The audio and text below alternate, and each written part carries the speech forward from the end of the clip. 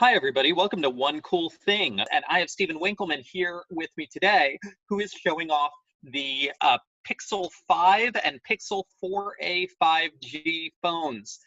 Hi, Stephen. So just to start off, the Pixel 5, the Pixel 4a 5G. Now, people have really talked about the Pixels pretty often as having truly great cameras. They do. They're about the same as the Pixel 4a, but it has the extra ultra wide sensor. And then it also, the color science is a little different. So you get something where Google typically uses like a more traditional color science. These come across as like a little more vivid and lively. So it's a nice change. They look like a cross between sort of like Samsung photos and iPhone photos. It's not that same like sort of gray pallor they like put like in their cameras. Okay, let's rewind a little. Can you hold up the phones and show us the bodies of the phones and walk me through what the camera lenses are on each one? So they both have the same lenses. They have a 12 megapixel primary sensor, and then they have the 16 megapixel ultra wide sensor, and then they have on the front it's an 8 megapixel, I think, 8 megapixel front facing sensor. And it's the same 12 megapixel sensor Google's used forever. And then the ultra wide sensor is basically the same. The biggest differences are just in the computational science that um, Google uses with the phones. There's been some like nice upgrades for this year that we didn't see on the 4A. Okay, so yeah, another thing that people generally really like about Pixel phones is the software. Google tends to put exclusive features into their Pixel software that we don't necessarily see in other Android phones, and these are some of the first Android 11 phones which we've seen. Can you hold up the Pixel 5? So the first thing that they touted was the notification, like chat heads type thing. I'm not really getting that to work yet. We've reached out to Google. That'll be nice when it comes. The other thing is that the Recorder app has been updated now. So in addition to the first generation Recorder app, you couldn't really edit within it. It was sort of a pain. You had to copy and paste. Now you can edit within it. You can also clip stuff out, and you can add in video, and you can also make like audiograms. And then the other thing, which I can't show you, but it's really nice, is if you dial 800 numbers, it now has the hold for me feature, which I actually really like. It like basically it doesn't work perfectly, but it works about 95% of the time. It will hold for you until the call is ready. And then once it's ready, you get like a notification alert and vibration. So you don't have to sit on hold listening to horrible hold music. Oh, I love that. Using Google's AI to do your holding for you. That Yeah, is that's a great feature. yeah, it's the same duplex type feature as they used last year for the call, Hmm. where it would make calls for you. So it's a nice addition. Like it's one of the things that makes me really like this phone. Now, there's been some concern around the fact that the Google Pixel 5 uses Qualcomm Snapdragon 765 processor rather than the flagship 865 processor.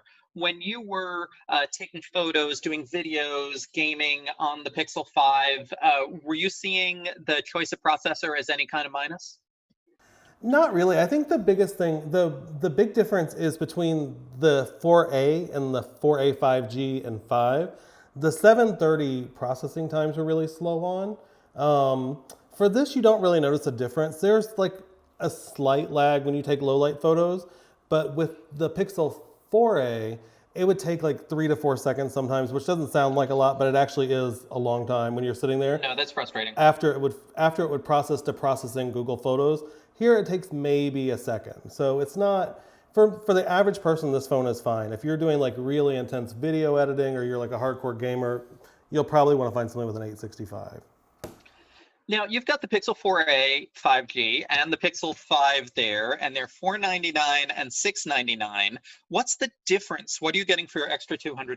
So that's the thing here. If you really want the full 5G experience, you probably should go with the Pixel 5. That so it comes in at $699, but if you're using millimeter wave and sub 6, you're automatically adding a $100 price tag to this, so it goes up to $599. So the difference is then $100 difference. The other thing, there are like less noticeable things that make this a better phone. The biggest thing is if you like wireless charging. The Pixel 4a doesn't have wireless charging. It also has a Gorilla Glass 6 display, while this still has the Gorilla Glass 3, which to me, like, Gorilla Glass 3 is fine for a budget phone, but once you go over $500, it's a little brittle and tends to like crack if you drop it. And then the other thing is this one has an IP rating, this one doesn't. So to me, it's worth the extra $100 to like get the IP rating and to get wireless charging as well as a more durable display. And by the IP rating, you mean it's effectively waterproof, right? Yeah, it is it's water resistant up to 2 feet, I think, or 9 feet for 30 minutes. It's IP68 rating. This has no IP rating at all because it has a headphone jack, is what my assumption is. So that's if you use a headphone, like wired headphones, this may be a better option for you. It does have a slightly larger display, but to me, this one's also lightest. This is the lightest of all three phones. So it feels like plastic on the back, but it actually is aluminum. It's like a recycled aluminum with like a polyurethane coating. And it's just like incredibly light. Like it'll be about the same weight as the iPhone 12 mini. So I think they're almost exactly the same weight. Now, how are the displays? Is there any noticeable difference between these displays and the ones you get on, say, the latest Samsung or OnePlus phones, where those companies have talked a lot about their displays being particularly excellent? So this one, you also get the 5. You also get a 90 hertz refresh rate. That doesn't come on the 4A 5G. The other thing is, it's not as much of an issue, but on the 4A, we noticed that it was a little blue, like Google screens tend to go a little blue. It was a little blue. You don't notice that so much on the 5. It shows up a little bit on the 4A, but it's not, the viewing angles aren't quite as good as you'll find on Samsung or OnePlus, and they don't get quite as bright, though they are a lot better than they have been in the past. This is probably the best display I've ever seen on a Pixel. Now, how about the 5G? You actually got to be one of the first people to try out Verizon's new nationwide 5G on the Pixel 5 in Chicago. What would you tell people about whether or not they should upgrade their phone because of 5G? I would say it's probably, if you're on Verizon or T-Mobile, with T-Mobile or Verizon, you're not going to notice much of a difference. Like to me, like the speeds weren't like so significantly different that you would like say, oh, I have to have this or I don't want it.